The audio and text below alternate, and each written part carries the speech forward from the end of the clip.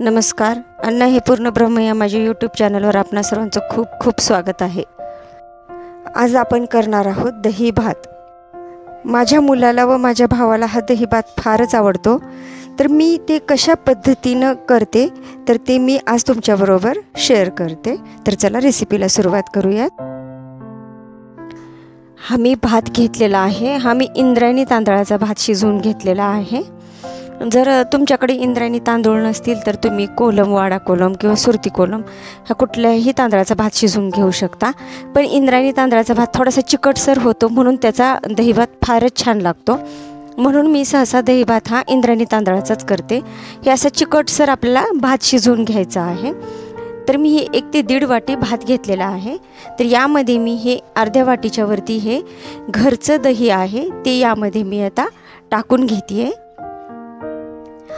हे ताजं दही आहे आणि याचं आंबटपणा जास्त नाही आहे. जर तुमच्याकडे दही आंबट असेल तर तुम्ही दही टाकल्यानंतर याच्यामध्ये अर्धी वाटी वगैरे दूध टाका, म्हणजे दह्याचा आंबटपणा कमी होतो.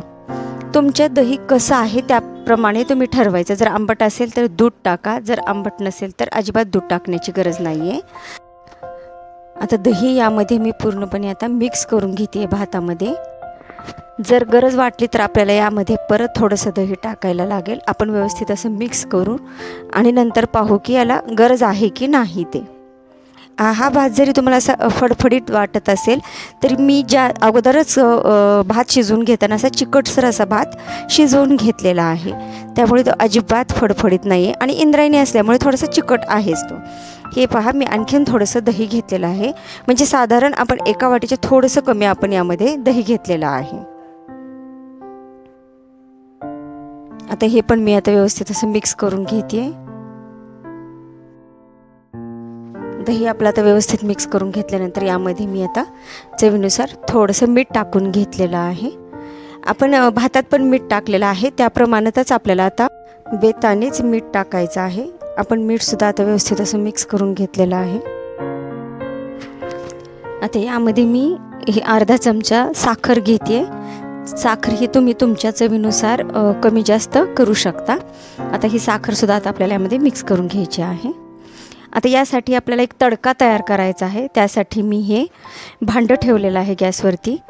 आपलं भांडं व्यवस्थित गरम झाल्यानंतर यामध्ये मी 1 पळी तेल घेतलेलं आहे. हे आता आपलं तेल व्यवस्थित गरम झालेलं आहे. यामध्ये मी अर्धा चमचा मोहरी टाकून घेतलेली आहे.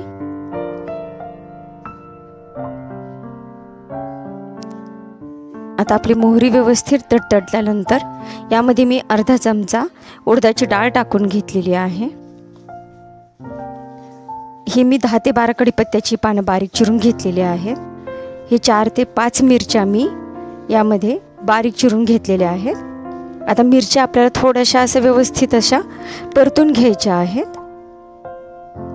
आपल्याला बारीक गॅसवरती हे सर्व साहित्य आपल्याला परतून घ्यायचं आहे.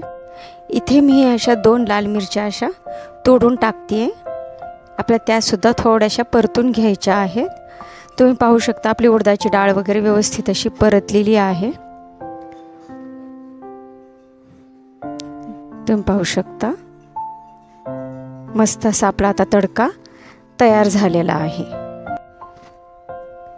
आता हा तडका आपल्याला जे आपण दही आणि भात मिक्स करून घेतलेला आहे त्यामध्ये टाकायचा आहे.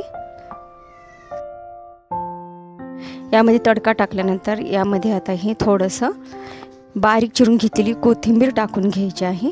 आता हे सर्व साहित्य आपल्याला एकत्र सर्व मिक्स करून घ्यायचं आहे. व्यवस्थित असं आपल्याला भातामध्ये सगळं मिक्स करायचं आहे. जर हे तुम्हाला जास्तच असं म्हणजे दुसरा तुम्ही तांदूळ घेतला जास्तच असं फडफडीत किंवा असं मोकळं वाटत असेल तर यामध्ये तुम्ही जर आंबट नसेल तर दही ॲड करू शकता. जर दही आंबट असेल तर तुम्ही यामध्ये थोडंसं पाणी किंवा थोडंसं दूध ॲड करू शकता. हे सर्व आता आपल्याला व्यवस्थित असं मिक्स करून घ्यायचं आहे.